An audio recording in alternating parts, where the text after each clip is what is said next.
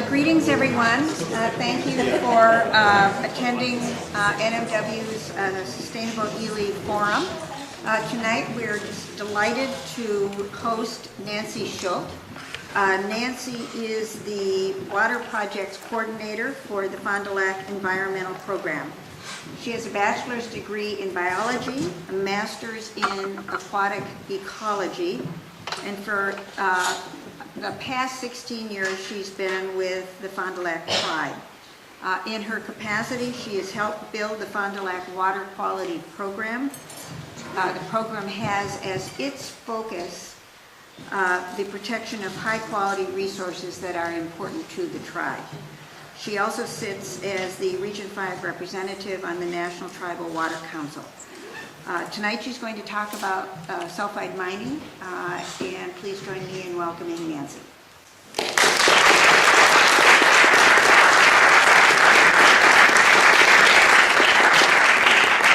thank you. Good evening. I am going to do my best to project. Please let me know if you're having a hard time hearing me. Can you hear me in the back row at this level? Okay, so I don't have to pull up the mom voice. Okay. Actually, I'm going to not necessarily focus solely on sulfide mining. What I'd like to do tonight is talk to you about what I have come to learn and understand about the environmental impacts of hard rock mining, much more general. We have a long, rich history of hard rock mining in northeastern Minnesota. We have a track record to examine, and that's what I would like to talk about a little bit tonight before I transition into talking about what sulfide mining would mean that is different or the same or more than what we've come to understand about hard rock mining. So, in case you're not familiar with the Fon du Lac Reservation, we're located down in just 20 miles inland from Lake Superior, city of Duluth, 101,000 acres. Almost entirely within the St. Louis River watershed. But you'll also notice in that same kind of pink color up in the tip of the arrowhead, the Grand Portage Reservation, and then off to the west, the Bois Forte Reservation. Those three tribes are signatories to the 1854 treaty and retain hunting, fishing, gathering, also known as usufructuary rights, to the resources within the 1854 ceded territory. And that is the outline that I've shown here that is pretty much the arrowhead region of Minnesota. But what I'd like to call your attention to, one of the reasons that Fon du Lac got so active in reviewing mining permits and mining expansions and ultimately got involved as a cooperating agency in the environmental impact statement review process for the Polymet project was the hydrologic connection. We have about 23 river miles of the St. Louis River as the boundary of the reservation. So that is one of the waters of the reservation for which we have federally approved water quality standards. We've had those in place now since 2001. We're in the midst of our second triennial review, which is the same thing that the state has to go through. Any state has to go through with their water quality standards, where you constantly go back and review and make sure that your designated uses, your beneficial uses, the criteria that you have in place, your anti-degradation policies are all strong and protective and reflective of what you value for your water resources. So that's kind of the basis of our program, and back in 2005, I was working cooperatively with the 1854 Treaty Authority, which is an intertribal resource management organization that manages Bois Forte and Grand Portage's off-reservation resources, and with 3 area fisheries offices with the Minnesota DNR. Collectively, Fon du Lac, 1854 Authority, and the DNR did a St. Louis River bioassessment from the headwaters down to the reservation. So about 160 river miles of the St. Louis River, which you probably recognize is the largest tributary to Lake Superior on the U.S. side. That hydrologic connection, that water highway, is what connects us on the reservation to what's going on up here on the Mesabi Iron Range, and what potentially could connect us to what happens if Polymet should get permitted and be up and running. Now, I stole this slide from Mike Croteau, who's a hydrologist, a mine hydrologist with the Minnesota DNR. At my invitation, he came to a quarterly tribal state mining meeting. We've been conducting these meetings now for about the last 5 years as tribes have gotten more engaged and been asking a lot more questions and being, shall we say, a little bit critical about the way that mining is reviewed and permitted in the state. So in one of our quarterly mining meetings, Mike came and gave us a presentation on mine hydrology and the impacts to watersheds, to water quantity and water quality that they are just now, in 2013, beginning to assess and evaluate. So as I said, 100+ years of mining on this landscape, and only now are they beginning to take a full account of the environmental footprint of this enterprise. So this interactive slide that Mike put together shows you a base map with the topography up here in the northeastern Minnesota. And you magically pull up the watershed coverages. I'm going to assume the audience here tonight all understand the concept of a watershed. You'll see that the Lake Superior watershed includes the St. Louis River, and that's the watershed that I primarily focus on. But the 1854 ceded territories, remember, encompasses beyond the St. Louis River watershed. We don't have jurisdiction. The Fon du Lac Band does not have jurisdiction beyond our reservation boundaries or a hydrologic connection to waters of the reservation, but we still retain those usufructuary rights in the ceded territories. And so you pull up the Biwabic Iron Formation, that body that has had so much interest and extraction over the last 100 years. And then you overlay all of the development of that formation over the past 100+ years, along the 110 or so miles of the Mesabi Iron Range. And every one of those features that popped up here the last time I hit the arrow key represents a mining feature, a waste rock stockpile, a plant site, a tailings basin, a mine pit. So essentially the entire length and breadth of the Mesabi Iron Range has already been drilled, blasted, exploited, or there are plans in the works because there's a big ore body there. They'll be digging ore out of the ground and processing ferrous minerals probably for another 100 years. So what's the sum of impacts to these various watersheds? And I call your attention to the one on top, the St. Louis River, Lake Superior watershed. Collectively, what they've been able to account for just on a cursory GIS exercise, looking at impacted lands from mining activities, is nearly 70,000 acres of the St. Louis River watershed. And that's primarily the headwaters. And then another 20,000 to 30,000 acres in each of the other 3 major basins. And you'll notice that right along the Iron Range, there's a geologic feature that's also a geographic feature. It's called the Hill of Three Waters. It's the place where the 3 watersheds meet. And there is a remnant of that remaining today. And it's right on the site of Hibtac.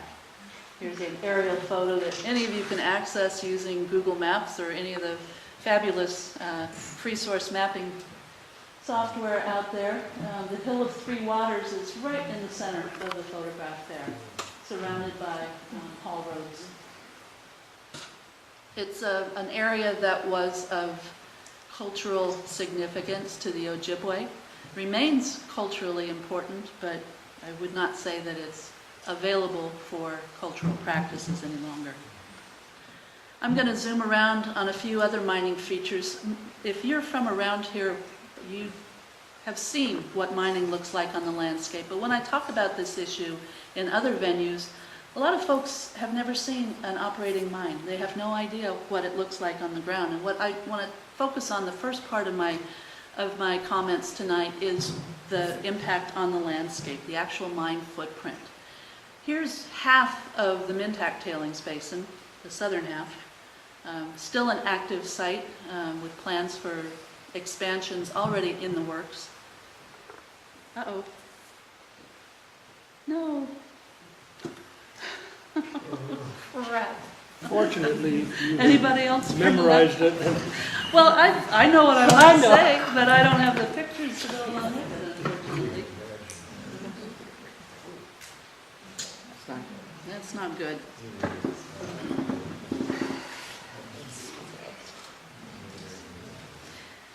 If you want to shut down and try to reboot, I'm going to wing it for a few minutes and let you play around with that. See what I can do. Go ahead. I'll try to remember how I had ordered my comments. I had a few more slides that showed some more aerial images, and I was essentially taking you on a virtual aerial tour across the Mesabi Range, but I focused on a few key features that have been prominent in some of mine and other tribal staff's environmental review. I had a photo of the ArcelorMittal tailings basin. Well, actually their plant, they're actually using a mine pit for disposal of tailings, which is unusual. At least it is up here in Minnesota, and it's been kind of an experiment, and it's being considered for other facilities. I would say it has not been protective of the environment. It has caused groundwater contamination and a risk to municipal drinking water supplies. And then I zoomed along to the former LTV site, which has been parceled out for redevelopment, mining redevelopment. Right now, Mesabi Nugget has their direct reduced iron, their large-scale demonstration plant where they're kicking out iron nuggets. They managed to get a free pass from the Minnesota legislature some years back where they didn't have to go through an EIS process that may have revealed some of the environmental problems that they're experiencing in trying to operate in an area that was already impacted, already degraded, already polluted by historic mining activity. Another part of that former LTV site is of interest to Polymet, and I'll be talking more about Polymet a little bit later, but they're planning to reuse the plant site and tailings basin. And so I have some images that give you an idea of the density of industrial development that is both historic and ongoing, because I want to kind of lay the groundwork mentally for you to understand what I mean a little later in my comments when I talk about cumulative impacts. It's not just one project here, one project over there. It's multiple projects across space and time, and the additive effects of their environmental impacts. Nancy, I'm not sure Yay. you're on that list. But Okay, thank you. Let's see if we can get some more pictures.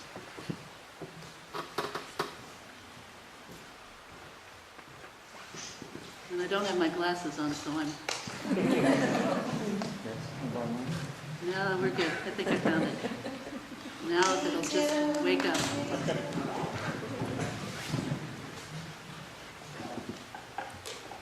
So we're still flying. We're still airborne across the Iron Range, and we came to the far eastern end, which is where the Peter Mitchell pit is, North Shore Mining.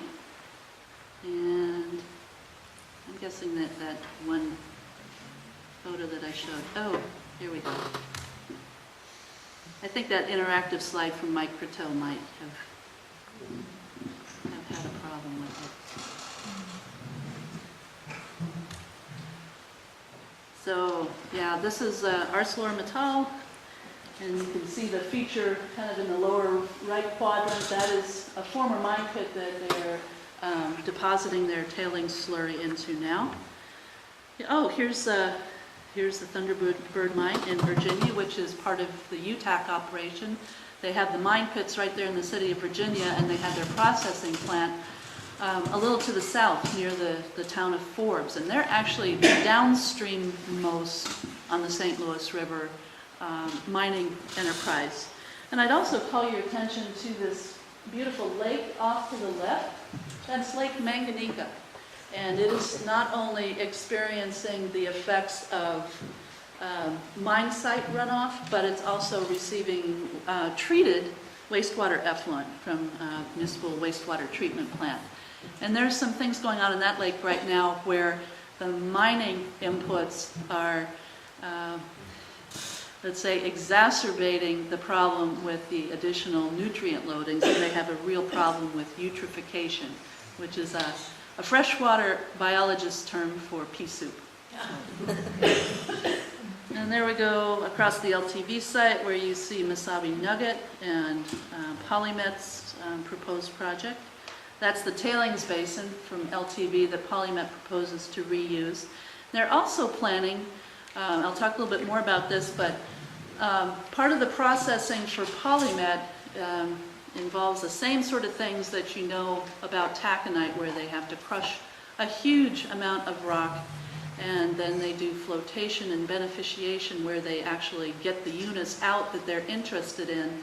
But then what they have to do further with those precious metals that are part of the sulfide mining story, the copper, nickel, platinum, palladium group minerals, there's other processing that may or may not be taking place there. But there's a proposal to use this hydrometallurgical process, essentially autoclaves, high pressure technology, to further refine and concentrate the copper and nickel so that they have a product that can either be made into copper sheeting or nickel, or can be sold as is. It's a concentrate that can be sold as is to another facility. But what's left over at the end of that hydromet process is a lot of waste. There's an awful lot of toxic chemicals that go into that process, and that waste is proposed to be encapsulated in essentially, I'm going to call it a hazardous waste landfill on top of the tailings basin. They're proposing to line it, they're proposing to cap it, they're proposing to put under drains and collect the seepage, but nothing is foolproof. Even those so-called modern mining methods have their limitations, and so that's part of our critical review of the Polymet project. And Peter Mitchell on the far eastern end of the Iron Range, also in the area where the asbestos-like fibers, both the chrysotile and, the terminology is losing it tonight. There are several different kinds of fibers that can be associated with mesothelioma and other lung disease. So the footprint, the mining footprint, these landscape level impacts, and what we see across this area are thousands of acres of wetlands that have already been filled, dredged, hydrologically modified so that they no longer function the way that they once did. So it can be a direct effect, like that was a wetland, now it's a mine pit, or it can be an indirect effect, like that was a wetland, a spruce tamarack bog, and now it's a cattail slough because it's being inundated. It's got too much water. The water chemistry has changed so that it's not the same kind of wetland or not functioning as it once did. These headwater streams that are up along the Iron Range, think about that. All water flows downhill, right? So the watersheds begin up here along these three divides, these three watershed divides. And so all of those tributary streams are headwaters to larger systems that they're connected to. And we've essentially lost tens of thousands of acres of headwaters that are contributing pure, clean water to downstream aquatic ecosystems.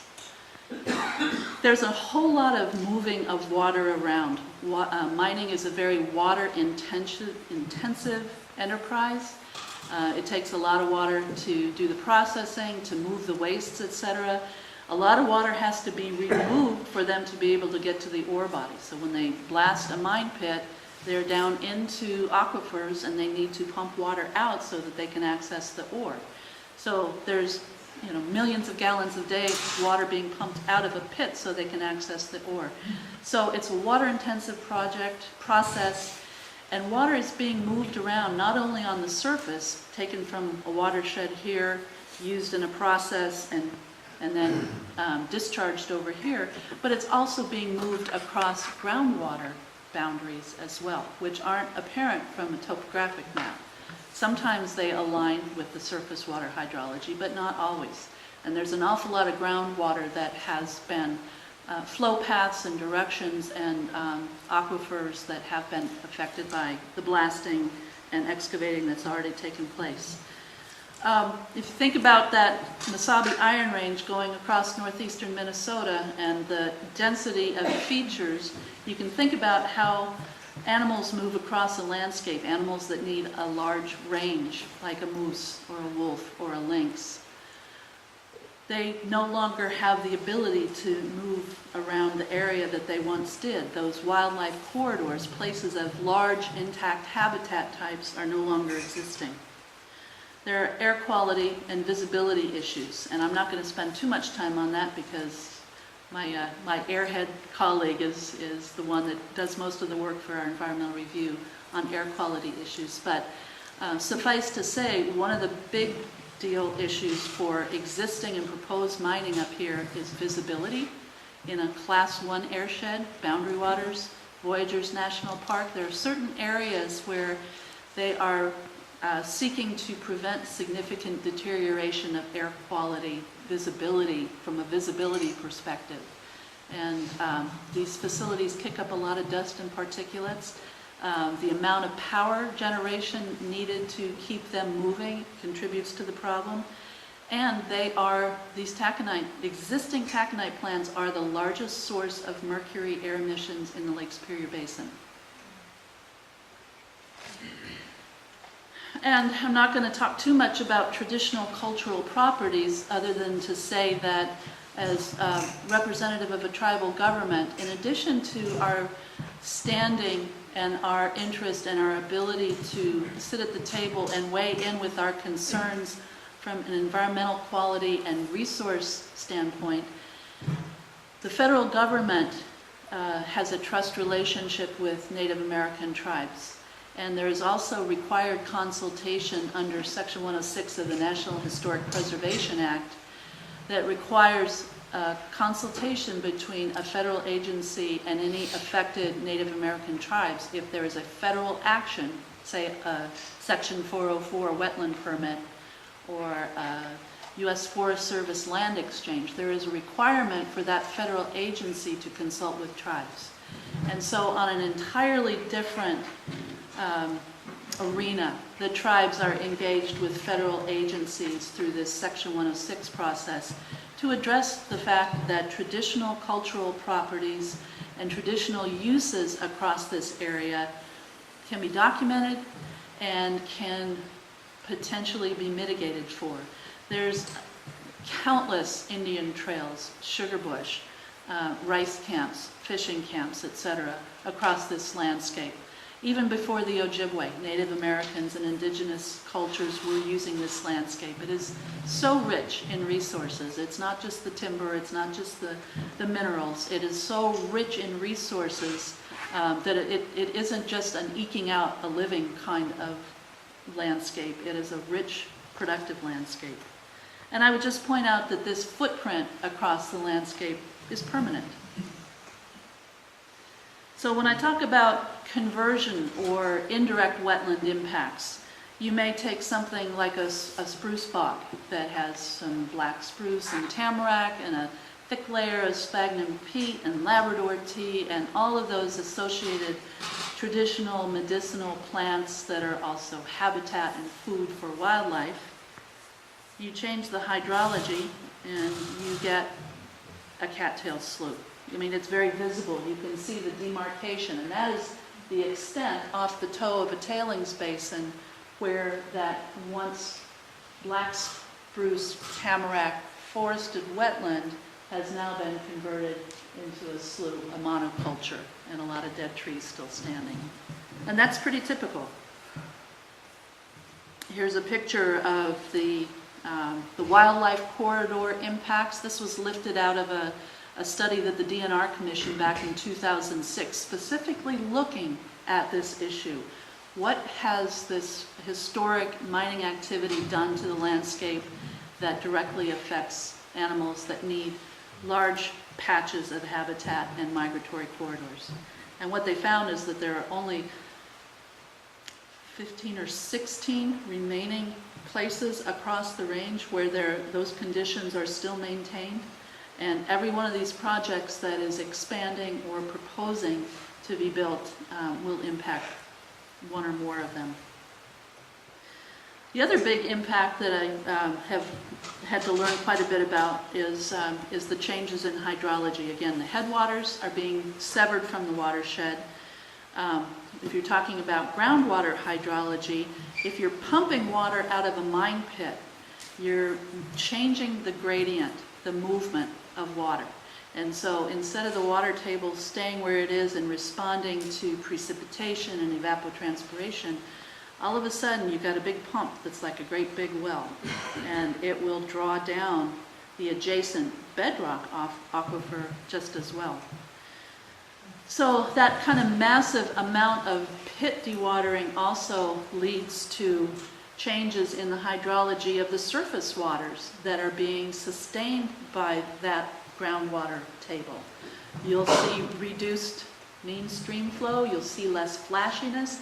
You know, we think about how flooding affects us, our property, our roads get washed out, our basements get full of water, but natural stream systems need that kind of dynamic hydrology to keep them healthy, actually.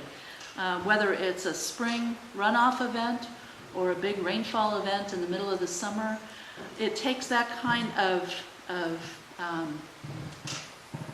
change from the norm to move material, to create and scour new habitat, to continue to keep the system alive and healthy, essentially. So that doesn't happen when you reduce the base flow.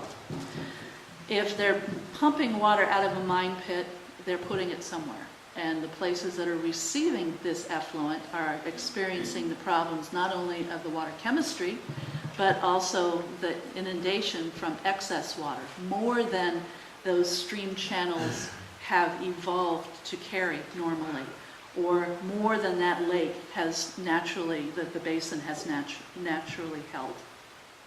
So as I said, there's also impacts to water quality, water chemistry, and the biota, what lives in the waters. I'm just going to quickly go through this slide too. It's another one I stole from Mike Coteau. He just used this as an example of one of the small watersheds that the DNR has been studying. And this is Kelly Lake, and it's near Can you talk towards us? Yeah, I'm sorry. Yeah, I'll try to. We can't hear you. Okay. Just call your attention to the blue lines. The large ellipse is the original historic watershed, but historic mining has taken away most of the watershed, nearly 70% of the watershed. So the small oval down to the bottom is what remains. That's all that is still today contributing to Kelly Lake. So you've taken away 70% of the contributing land base, so you've reduced those flows. Now, right now, while the HIPTAC is operating and they're pumping out some mine pits, they're augmenting those flows. So Kelly Lake is not experiencing a big change right now. They've brought it almost back to it's within its normal range of variability. But once they stop dewatering those pits, and once they fill up, at that point there will not be any augmentation, and at that point Kelly Lake may cease to exist because it may not have the continuing inputs of water to maintain the current lake levels.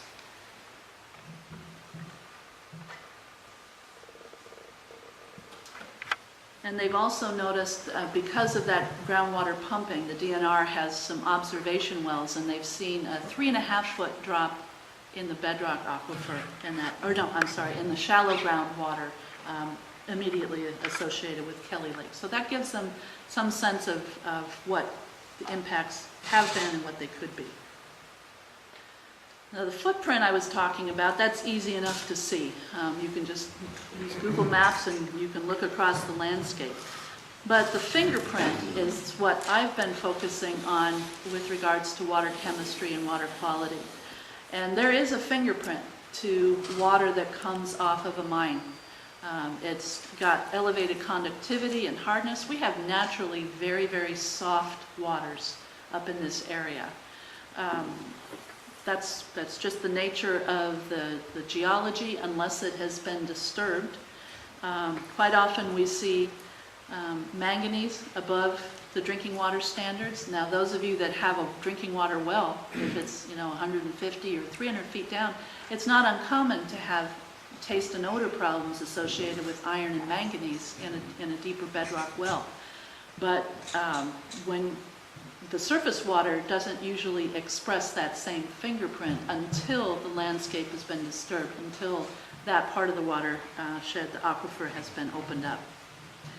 So if we move on to copper-nickel development, in addition to the impacts that I've been describing, the biggest change that I see happening is that the waters discharged from these mines will be more toxic than the waters being discharged from existing taconite mines. And make no mistake about it, what is being discharged from taconite mines is toxic. That's not an opinion, it's not a perspective, it is the reality.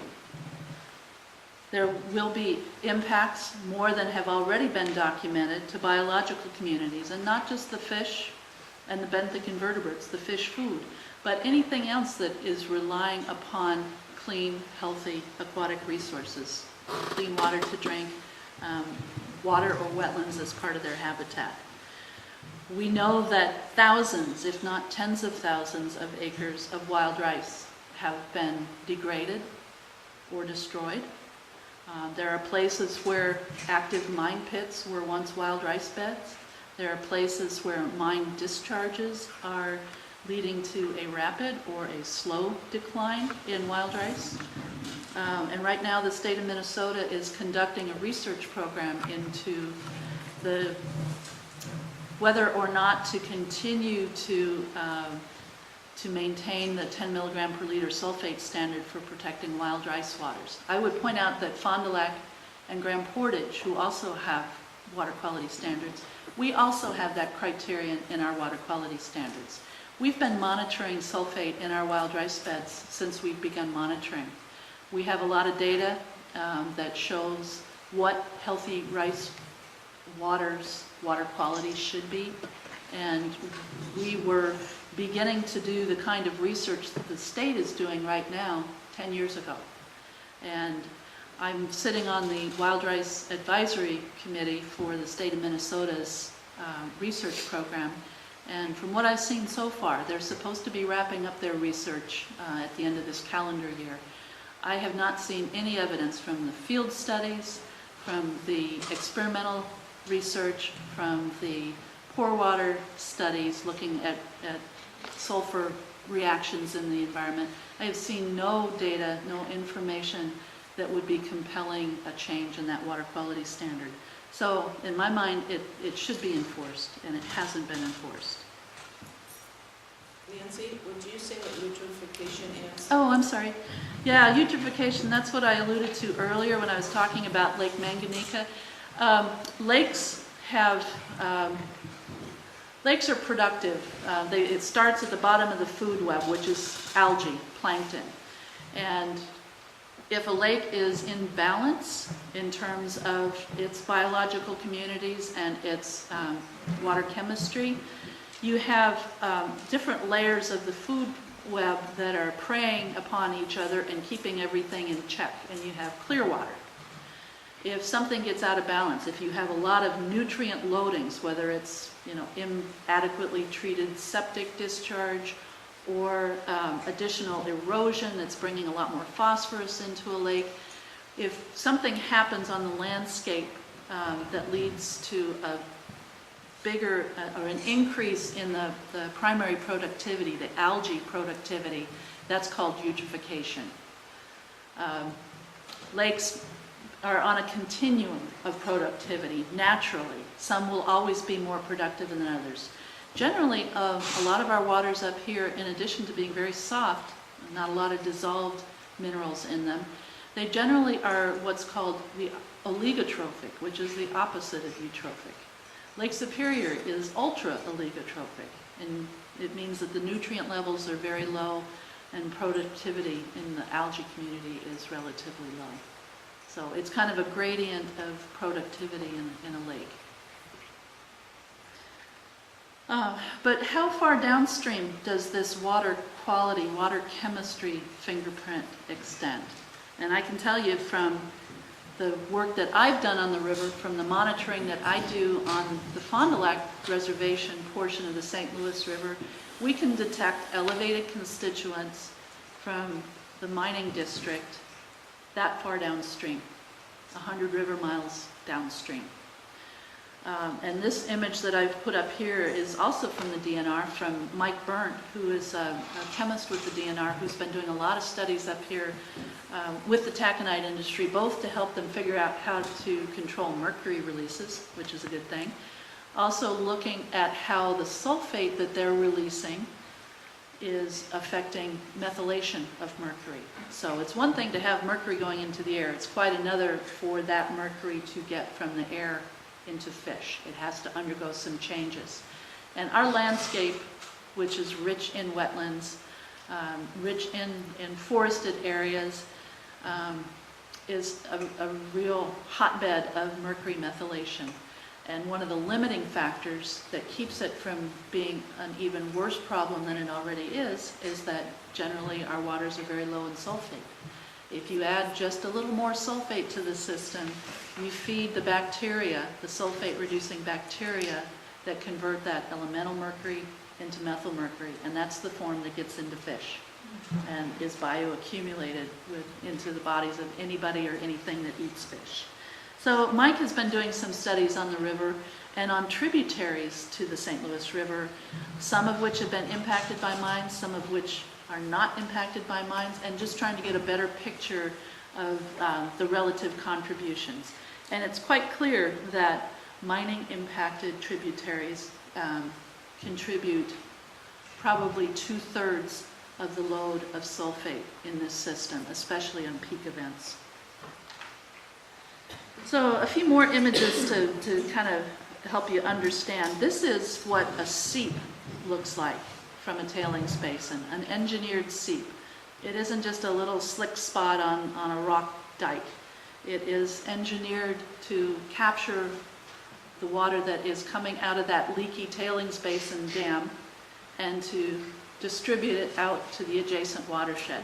This is that same converted wetland that I showed you the image of before, but a little bit more up close. And you can see how it funnels out into the wetland. And just beyond, this is the same seep, but from a little bit further up the slope, just off in the distance, up at the top of the screen, you can see the Twin Lakes. This happens to be the Mintac Tailings Basin.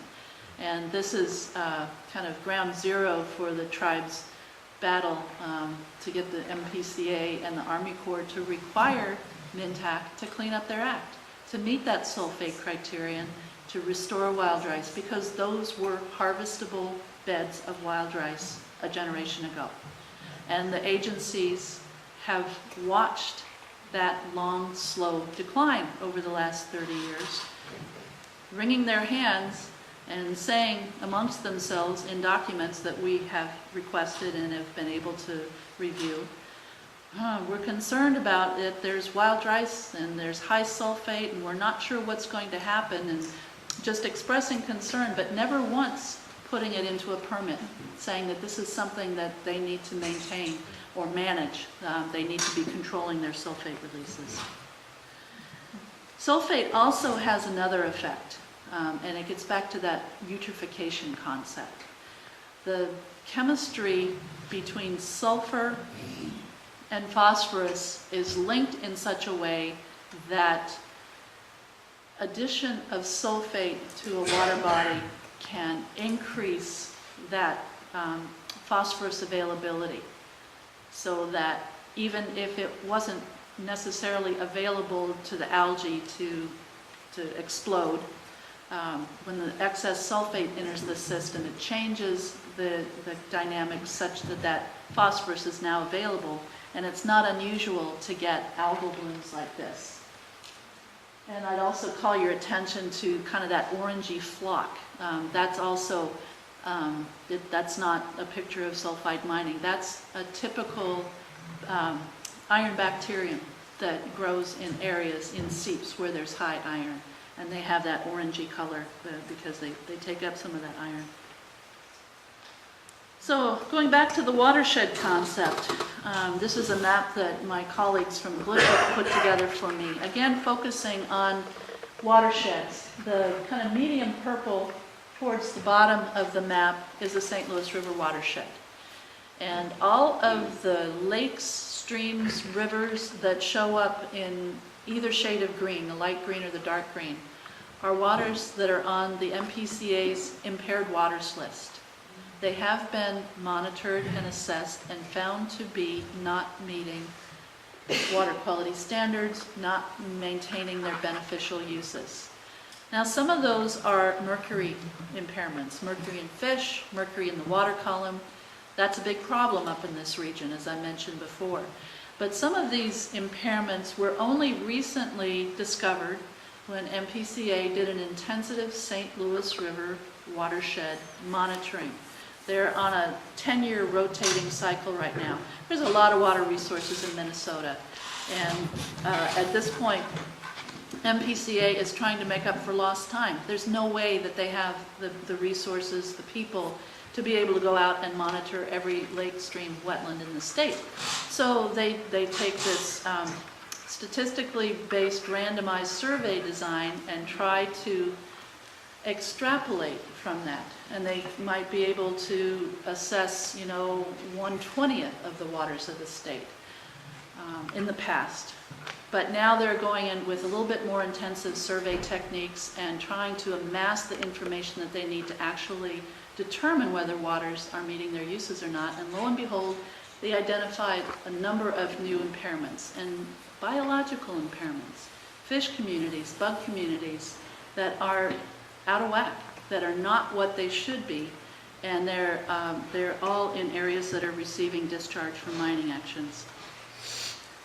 So, elevated sulfate, it's not just a matter of wild rice impacts, although I don't believe that can be argued. I think there's substantial data, substantial experimental and observational data that supports the protectiveness of the 10 milligram per liter standard. It also increases mercury methylation, where there are sulfate-reducing bacteria that are sulfate-limited. In other words, they're in naturally low sulfate systems, and you add sulfate to them, it ramps up mercury methylation. It contributes to observed aquatic toxicity. Some of these plants have, as a condition of their discharge permit, they have to do toxicity testing on their effluent. And in the case of one of the plants, they have a recurring problem with aquatic toxicity. When they run these elaborate controlled tests, they're killing organisms with their effluent, and sulfate has been identified as part of the problem.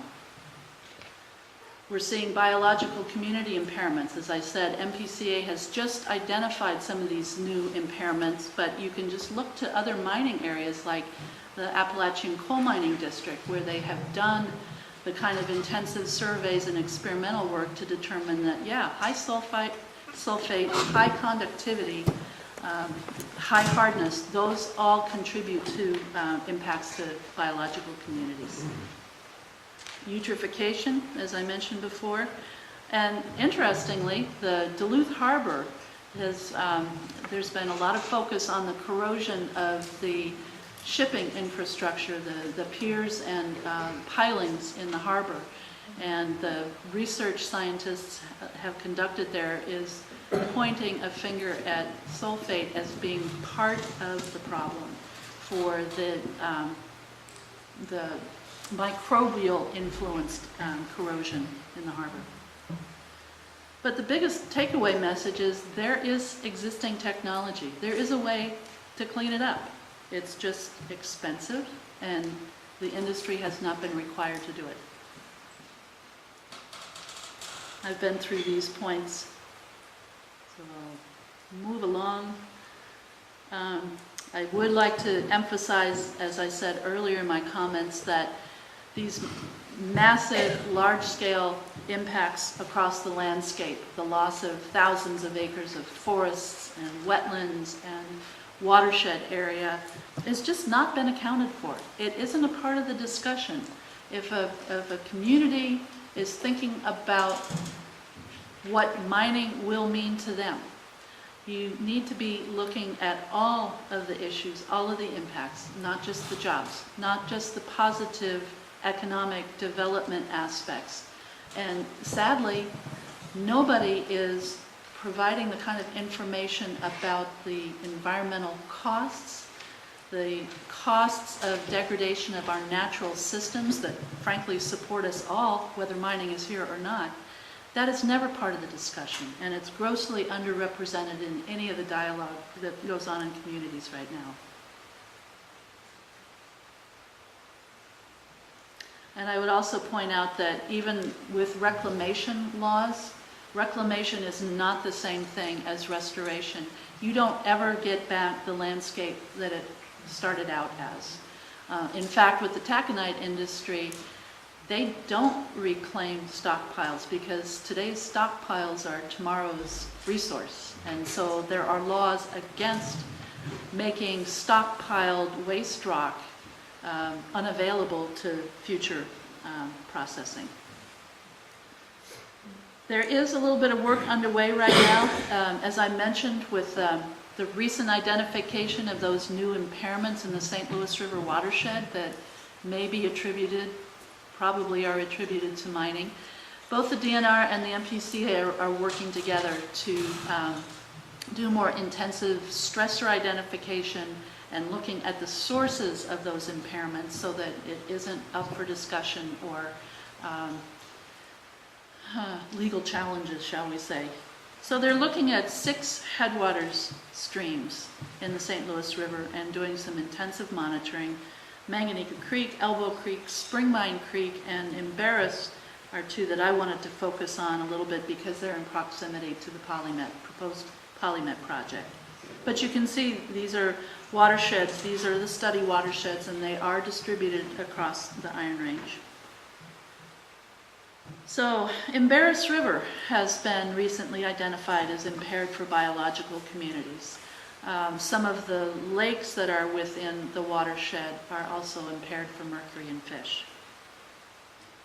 Spring Mine Creek is a small tributary that comes off the site of the former LTV facility, has a high sulfate load that is probably connected to one of the mine pits. And so it's got a disproportionate impact given its size on the levels of sulfate that are found once it hits the Embarrass and downstream. So those are some of their focus areas. I guess I'd like to kind of close tonight with a little bit of discussion about where the Polymet project stands from my perspective. Fon du Lac and Grand Portage and Bois Forte have all been what's known as cooperating agencies in the EIS process. Our intent when we requested that status was to have a seat at the table when the background studies were being conducted, when the environmental analysis was being done, taking into account all of the background studies, background data, modeling, etc., and to be able to continually provide a perspective of putting the resource first and thinking about how best to protect the resources up there given the likelihood of additional mining development, and to also be engaged in consultation under the National Historic Preservation Act, as I mentioned. So the draft EIS that came out in 2009, you may remember, was received more comments than any other EIS in the state of Minnesota, over 3,000 individual comments. The most important one, though, coming from the U.S. EPA. The EPA has in its authority the responsibility to review all environmental impact statements done across the country and to rate them, give them a grade. And Region 5, which is based in Chicago, gave the Polymet draft EIS essentially a failing grade. It was the first time they had ever given an EU3 rating to an EIS. And what does that mean? A, it's environmentally unsatisfactory. In other words, the environmental impacts are too great or not sufficiently mitigated and inadequate. From a NEPA standpoint, the National Environmental Policy Act, that's what governs EISs. From a NEPA standpoint, it was inadequate. They did not take the required hard look at all of the known and reasonably foreseeable impacts of the project. Essentially, that means that project is not ready to move forward. And so back to the drawing board. And here we are in 2013, and I think we can all expect to see a supplemental draft EIS before the year is out. I won't speculate as to the date of release. Thought it was going to be in August. Don't think that's likely right now.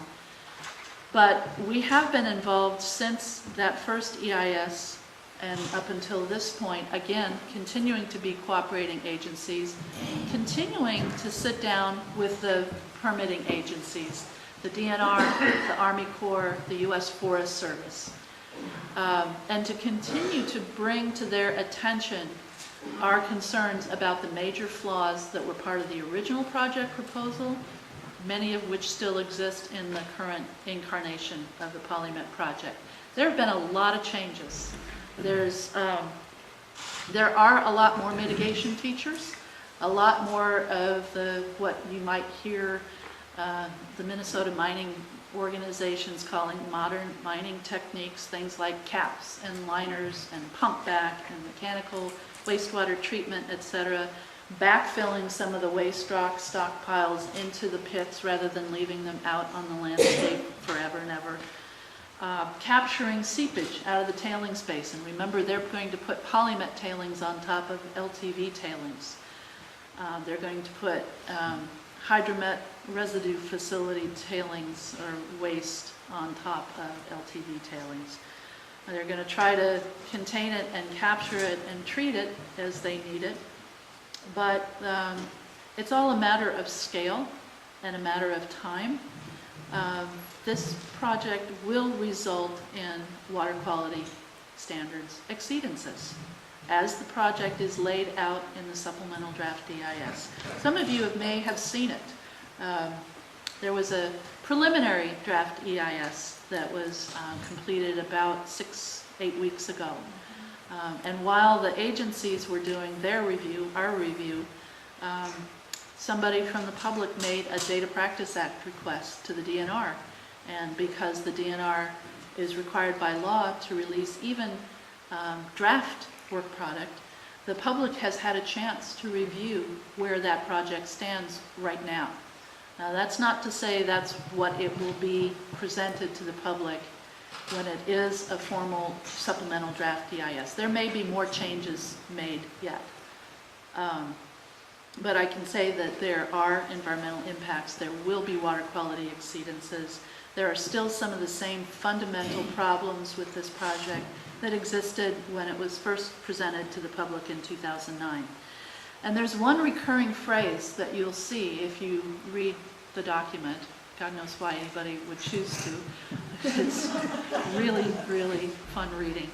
But over and over again, there's a phrase that when speaking about this problem with long-term treatment, and I'm talking about not just during the operation and life of the mine, but at closure and post-closure, there is going to be perpetual treatment required. And the goal is to transition from expensive mechanical wastewater treatment, reverse osmosis being one of those technologies, to passive, non-mechanical treatment, treatment on the cheap, constructed wetlands. There's been some research in this area on passive treatment on the cheap. And it, in my opinion, and it is my opinion, but there's data to support that, it is not sufficient to scale it up to the point where it could successfully treat the discharges from a closed PolyMet project 40 years from now and meet water quality standards. So they may have a goal, but the reason they have that goal is because it's darned expensive to do mechanical wastewater treatment. Really expensive. And it's not only expensive when you're designing and operating a mine, it's really expensive when you're trying to protect the environment at closure and you're no longer making any money out of what's coming out of the ground. Probably later this year when that supplemental draft EIS is released to the public, you're going to see something a little different this time. Last time around, you saw a lot of footnotes from the tribal environmental staff the cooperating agencies, that would say something along the lines of the tribal cooperating agencies do not agree with this analysis, do not agree with this conclusion, believe that da-da-da. And somewhere on the order of 150 or 200 places in that original draft EIS, something like that appeared, where tribes said, we don't agree with this. The numbers just aren't there. And so there were footnotes. And I don't think anybody, tribal or non-tribal agencies, were happy with the way that turned out.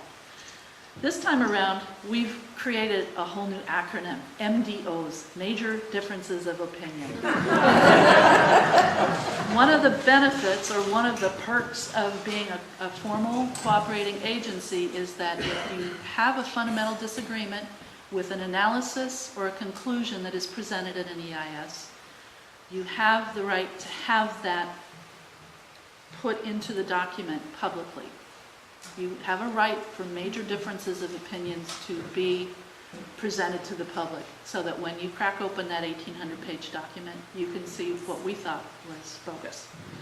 And so we've just spent the last week sitting down with the lead agencies, the Army Corps, the Forest Service, the DNR, with EPA on the phone, and talking about our comments on our review of the preliminary document and where we have fundamental or major differences of opinion.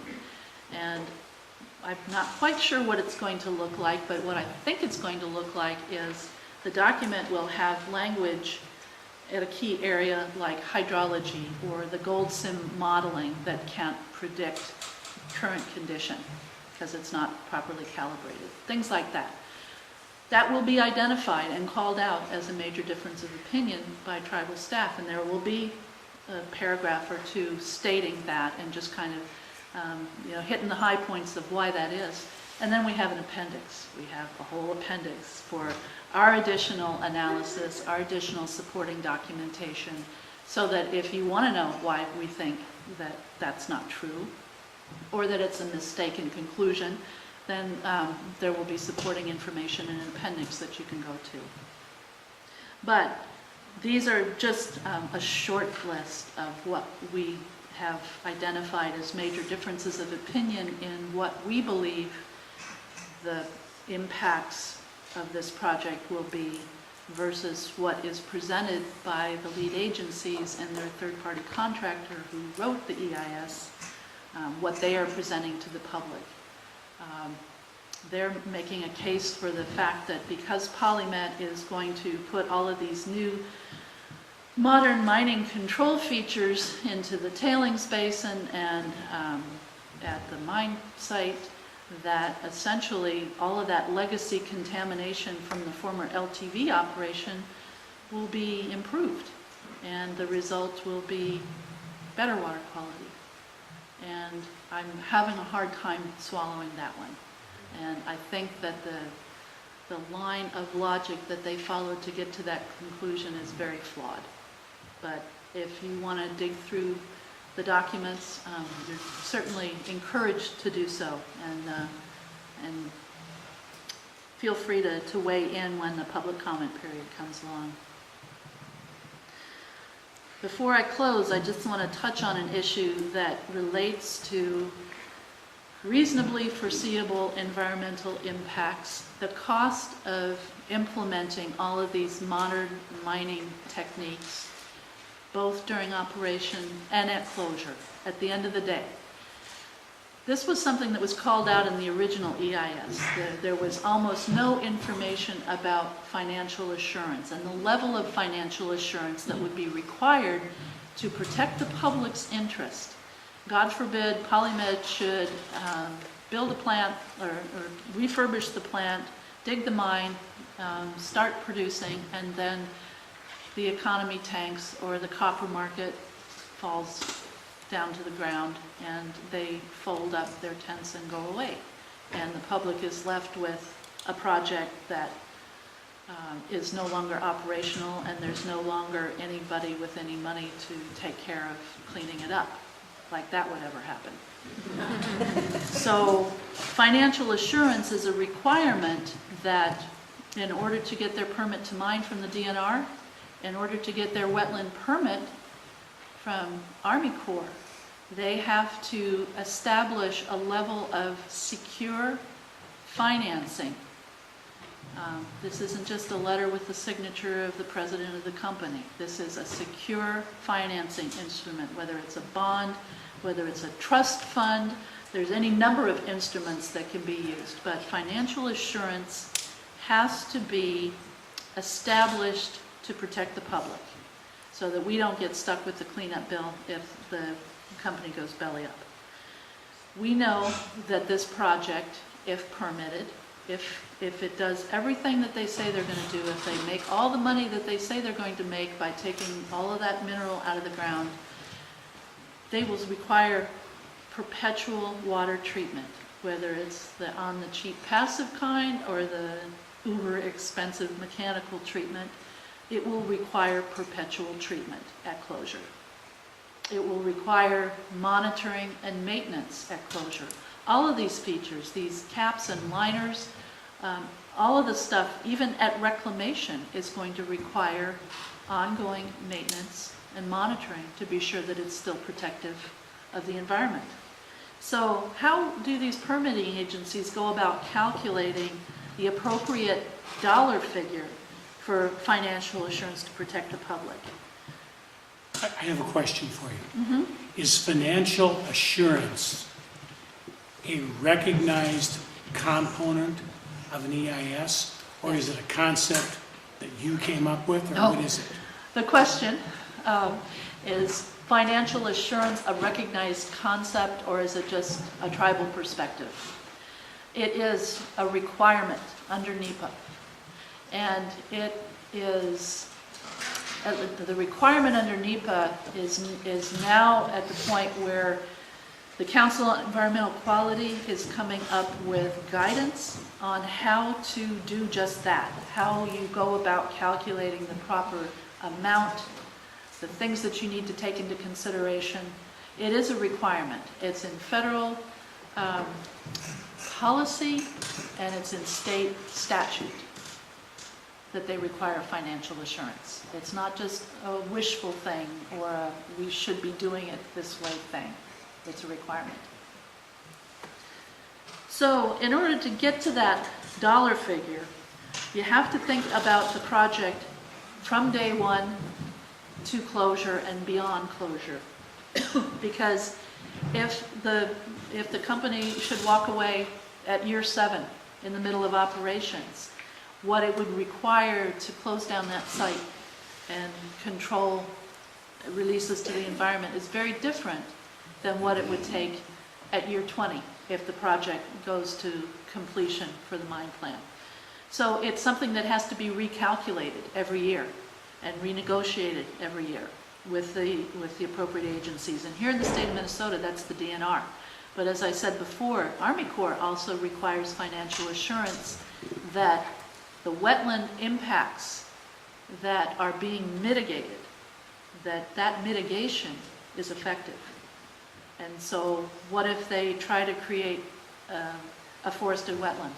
Not that anybody's done that very successfully before, but if that's part of their mitigation plan, and 20 years from now, it ain't working, financial assurance is intended to address that situation. The other thing to keep in mind is that when you do these cost estimations, you don't base it on how much would it cost Polymet to do it themselves, because they have people on the ground, they have equipment, they can mobilize. You have to calculate it based upon the situation you would face if they walked away and a federal or state agency had to come in and take over the cleanup, because that's usually what happens. Mine site redress in remediation was the biggest single suck on Superfund throughout its history. There's more Superfund sites that are directed at cleanup of mining impacts than any other industry. So this is reasonably foreseeable. EPA's got a pretty good idea how expensive it is to try to clean up messes that are left behind when they're not, when the responsible party is gone. So there's any number of things that you have to take into consideration. The interim operation and maintenance, if a company declares bankruptcy and just leaves. Water management and treatment, hazardous wastes and substances that have to be moved and have to be dealt with appropriately. Demolition, earthwork, re-veg, all of that has to be in the calculation. You have to think about the kind of wastewater treatment that is needed to be compliant with water quality standards, the number of years that they would have to be required to maintain and operate those systems. So if that number is infinite, if it's in perpetuity, it's hard to imagine what an appropriate amount of financial assurance might look like. All of those features that are part of a modern mine that is trying to mitigate their ongoing impacts to the environment during their operational phase, all of those things need to be dealt with at closure. The caps and liners, eventually all liners leak. If you don't mow down woody vegetation on a vegetated cap, then you have a potential breach and a release to the environment with what that cap was supposed to protect. So generally, you think about the operation and maintenance costs of all those mitigation strategies and active, not passive, but active wastewater treatment, and multiply it times 2. And the other thing to keep in mind is that financial assurance is intended to be established at the beginning, at the outset of the project, at the permit to mine phase. And it's intended to be substantial enough that if you had a bond, or you had essentially a trust fund, that principal is sufficient to generate enough interest that the interest could pay the annual operation and maintenance required at closure or during bankruptcy or whatever. So think about that. How big a dollar number does that have to be that you can do all of that oversight and maintenance and monitoring and mechanical treatment if need be on the interest of whatever your financial assurance instrument was. There's been very little exercise of financial assurance requirements in the state of Minnesota to date for the mining industry. Keep in mind that the financial assurance regs, my understanding is it applies to non-ferrous mining. So Polymet would be the first test case. But back at the time that Mesabi Nugget was seeking to get their demonstration plant up and running, and they were looking for a fast track on their permit and on a variance to water quality standards, one of the things that the MPCA and the DNR negotiated with them was a financial assurance instrument that would require Nugget to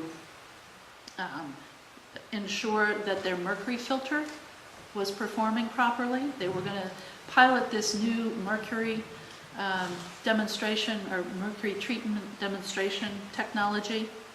And then remember, they're operating on a previously mined site.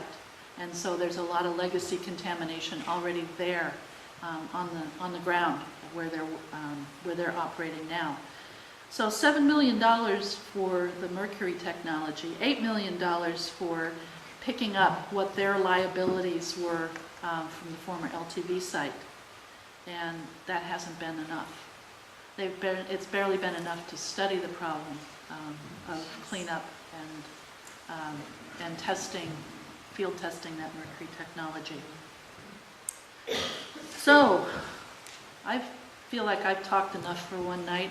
I would be very happy to answer any questions that I can tonight.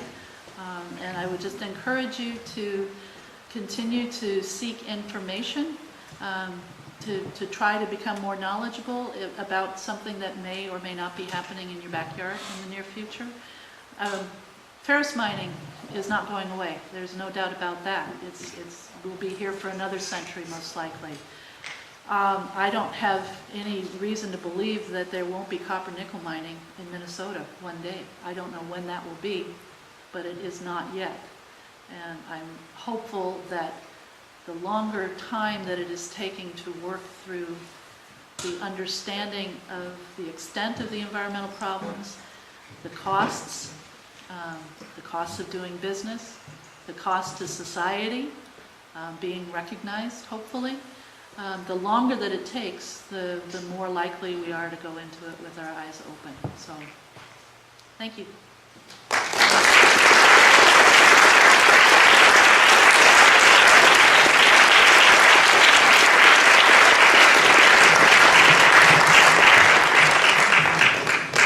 Are there any questions?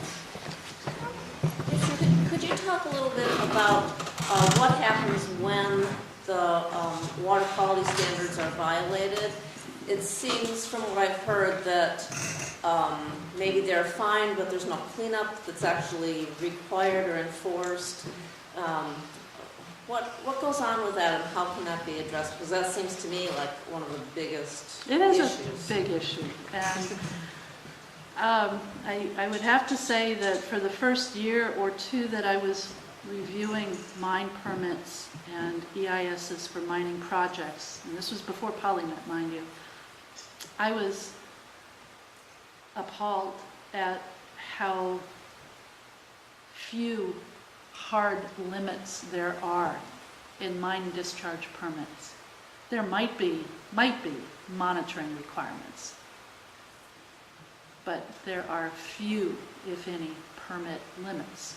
So if you don't have limits, effluent limits in your permit, you're not in violation. You're out there doing the monitoring that you're required to do. It doesn't matter if you're exceeding water quality standards. You're not in violation because you have no limits in your permit.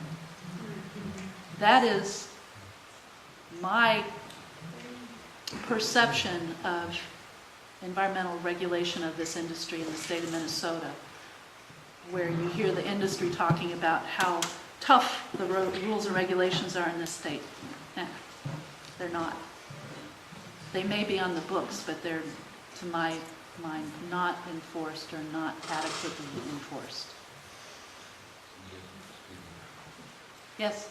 Do you see any problem with the fact that they're proposing to put still waste tailings on top of LTV waste, and then they're going to get in a conflict of whose responsibility it is between LTV and polymer? Can you repeat the question? Yeah, I'll do my best to paraphrase. You want to know if there's any problem or conflict with the idea of PolyMet putting their tailings on top of LTVs and who's responsible for whatever problems may ensue. Well, I could see that there'd be an argument. Well, Who's causing the problem? yeah, that's a good question to ask. Actually, as Mesabi Nugget and PolyMet, and I believe Twin Metals has also purchased a part or has options to purchase a part of the former LTV site, when that transfer actually takes place, is fully executed, the liabilities go to the new owner. So that's why Nugget has gotten into trouble, because because they didn't go through an EIS, there was a lot of information that did not get revealed, a lot of things that they didn't have to think about. And now that's coming back to bite them, because their existing water quality problems are hampering their ability to operate. At PolyMet, the part of the site that they have proposed to reuse, the former plant site and the tailings basin, if they move forward, it will be their responsibility. And one of the issues, this is an MDO, by the way, a major difference of opinion, is that the SDEIS, at least the version that I've reviewed so far, is not clear about when the cleanup that is supposed to happen per consent decree with Cliffs, who currently controls much of that property and that liability. It's not clear when PolyMet would be required to clean up the LTV mess. Cliffs, under their consent decree, has a timeline laid out. They have been plodding along very slowly, and MPCA has allowed them to do so. It is in the VIC program, the Voluntary Implementation and Cleanup Program. That's what keeps a site like that out of Superfund. by agreeing to go into the voluntary program. But it's got requirements. They have to do investigations, they have to do characterization of the problems, they have to do mitigation and cleanup and remediation. And some of that's already happened in the easy places. But the harder places, the big ugly stuff, that's still sitting out there associated with the different potential new owners. And so any timeline that Cliffs has right now to address the problem is out the window. It's not clear when PolyMet would have to fix the problems that they're taking the liability on legally. But they could say that they didn't know all the information. No, they can't say that. It's out there, and that's something that the tribes have continually brought to the table. Notified EPA, brought CERCLA in, required MPCA to dig up those old files. In fact, made them make copies for us so that we had them too. There's a long history of this. There's no excuses for not knowing what you're getting into. Yes, sir. How would you characterize the relationship between the tribe and the other agencies, the Corps of Engineers and the Minnesota DNR? Is it business? Is it cooperative? Is it friendly? Is it hostile? Yep. Is it obstruction? All that. Do you want me to repeat that? We've been working on this project for a long time, and it's funny because this core of tribal staff, myself and a few from Fon du Lac, a few from Boys Fort, a few from Grand Portage, and then 1854 Treaty Authority in Glifflick, we have this cadre of about a dozen people that are in it hard. Like, not quite full-time because we have the rest of our job to do too, but focused on mining. And we've been the same all along. We've seen so much turnover at all of the agencies. The DNR, not the PCA so much, but remember they're not a lead agency. They've got permitting authorities, and so they advise the DNR, but they're not a lead agency in the EIS. So the DNR, the Army Corps, the U.S. Forest Services, those are the lead agencies for the PolyMet EIS. And they've all had staff turnover almost completely. There's very few of the same people we were working with at the beginning. Yes, sir? If all of the arguments you have provided for us tonight are deemed insufficient, what next? What could follow that might serve to prevent this project from continuing? Well, I think everybody expects somebody's going to sue. And I wouldn't suggest that the tribes are going to be lining up to do that necessarily. We're continuing to think about our options. And it was never, we didn't get into it with the intent to stop the project. We got into it with the intent that we know that mining has occurred in our watershed, in our ceded territories for over a century.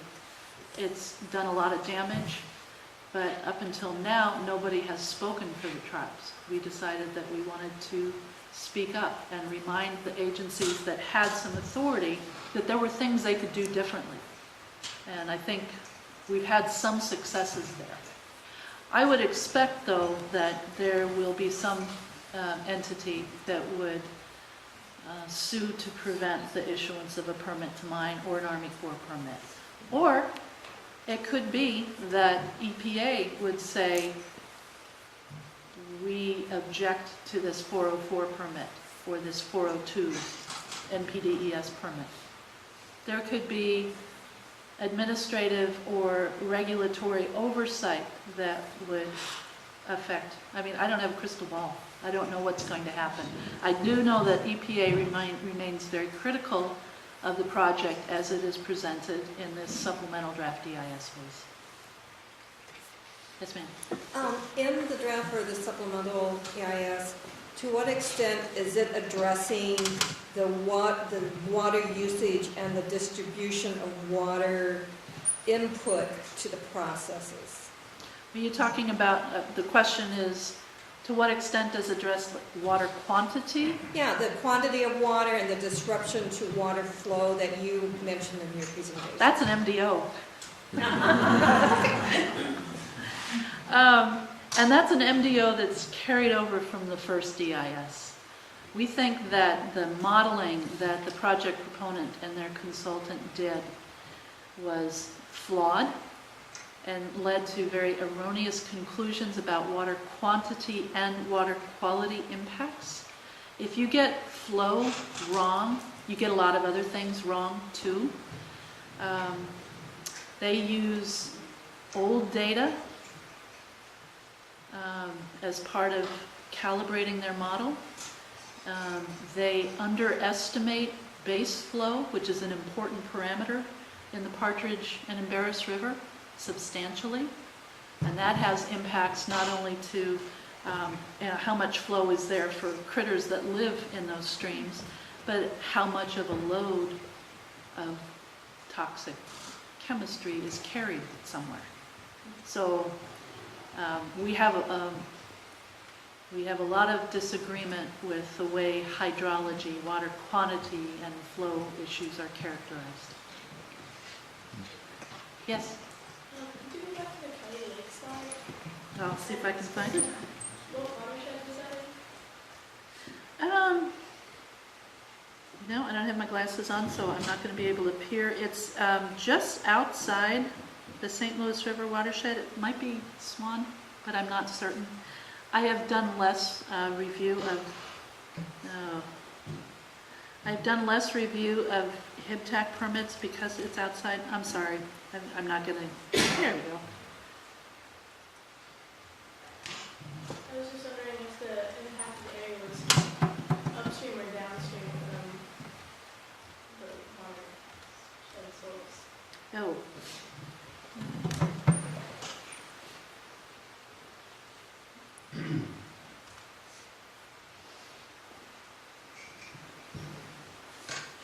So it was a West Swan River. Looks like it was part of the headwaters of the West Swan. for the water's flowing north or south. South. Yeah. And that would be in the Mississippi drainage.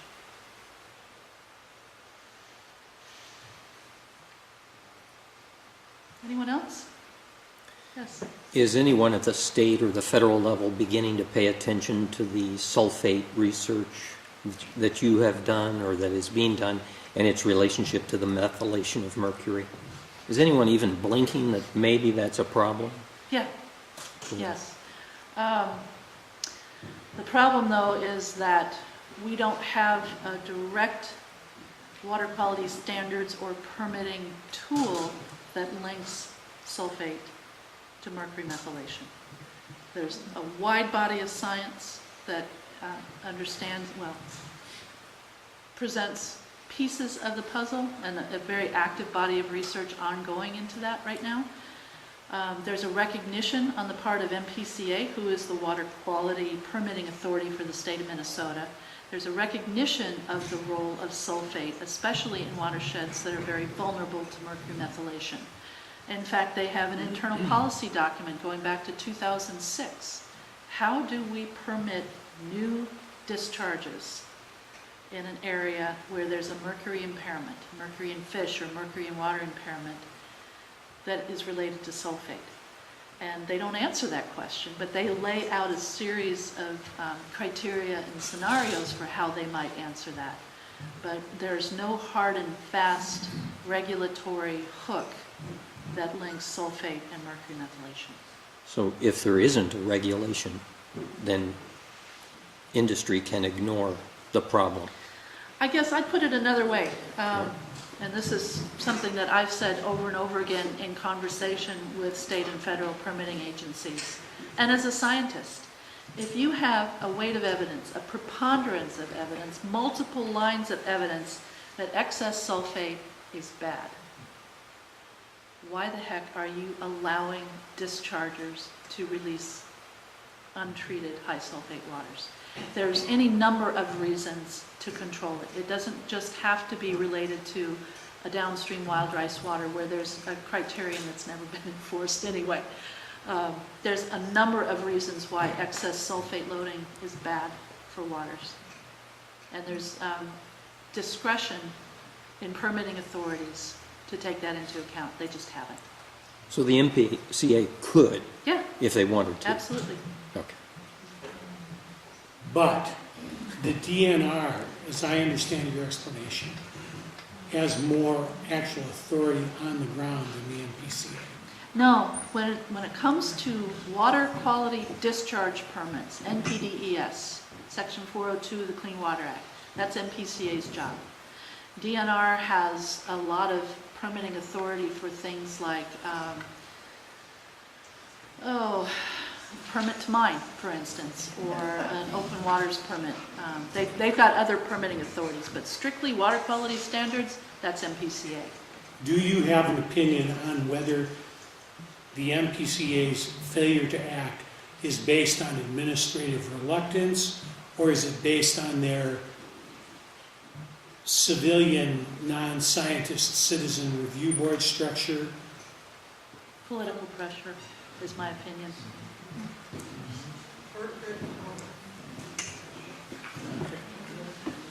Think about the delegation that represents this area and their clout in St. Paul. It doesn't matter whether there's an R or a D after your name. You unblinkingly support the mining industry. And it doesn't matter if there's a reasonable or logical approach that makes things better for the environment and still lets the industry operate. Political leadership wants to give the industry the clearest path to the biggest profit. And that's my personal opinion. I see it happening over and over again. Yes, ma'am. Then, sorry. Go ahead. Are there any mines now in existence that would be similar to this mine that they're proposing? Sure. There are, They're all over the world. but none in the United States, Sure. There's big, yeah. owned by the same company? Well, Polymet is, they're a Canadian junior, but they're a front for a big pocket multinational mining resources. So the only reason they're still in the game is they're getting lots and lots of money from Glencore. And so the mining industry has a lot of money and a lot of clout around the world. And they have options to develop resources where they think they can do it most profitably. And they look at all aspects of what makes it profitable or not profitable. But what is safe? I mean, what would be safe? Are you, I mean, that's a whole different question. Are you asking me, is there a mine like this Yeah. that's operating without environmental impacts? No. Okay. Yes. Where can we go to review the information that you've given to us this evening? There's a lot of good sources of information. I don't know, are you building a web source of information at NMW? Nancy's talk is being videotaped, and so you can review her talk and her slides on healingminnesota.com. There are multiple sources of great information about all the kinds of things that Nancy talked about. We do have information at Sustainable Ely. There are many, in one of the there's a fact sheet at Sustainable Ely that says Stay Involved Resources, which will give you a list of websites that you can go. Oftentimes they're governmental. EPA has a tremendous amount of information on its website. The state of Montana, which has many mines, hard rock mines, has quite a bit of information on its website. So with a little poking around, earthworks.org is probably the most well-known large organization that has a great deal of data and studies posted on their website. For example, they have a great study that compares the predictions based on modeling for water quality violations to what actually then happens when the mine is developed. So really interesting sort of cutting edge studies that shed a lot of light can be found at earthworks.org. So hopefully that's helpful. Those are all good sources. Yep. Yes? And I just want to mention that book by Bill Carter, Boom Bust Boom, and particularly the woman that asked about what about other mines, he talks a lot, there's like over 250 copper sulfide mines in Arizona, and they have degraded the water quality, everything significantly. In a dry environment. Pardon me? In a dry environment. In a dry environment, right. And at Progress's, Steve has ordered in a whole case of books there, so they're available there. And I think some are at Sustainable Ely for lending, right? Yes, and you can get one free if you join. Yes, sir. Is there a weakness in Minnesota's financial assurances statute, or is it just a matter of somebody making sure that the formula, such as you suggested, the dollars are figured out and plugged in? You know, I don't think I can answer that fairly. I'm not an economist. But it's an issue that I've had some training in, to the extent that I have a grounding in what you need to think about in order to go into it with your eyes open.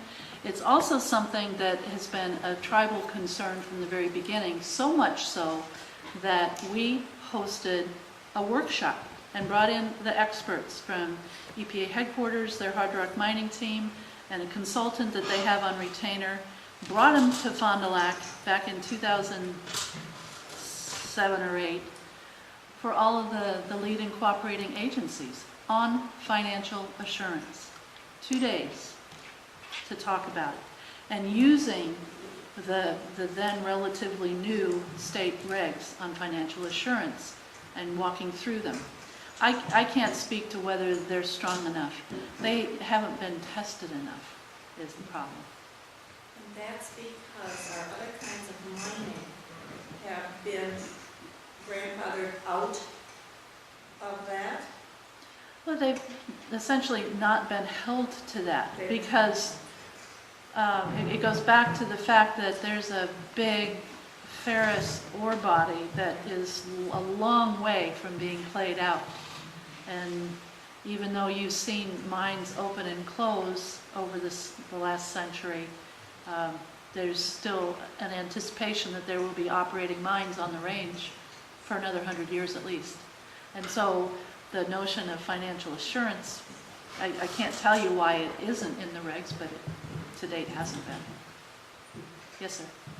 The lead article in yesterday's New York Times has a major article on the financial implications of aluminum and copper mining. If anyone's interested, I have a PDF copy. Yeah, it sounds like cell phones are having an impact on the copper market. With the demise of landlines, they've lost one of their biggest markets for raw copper. So we'll see what happens. Well, thank you very much.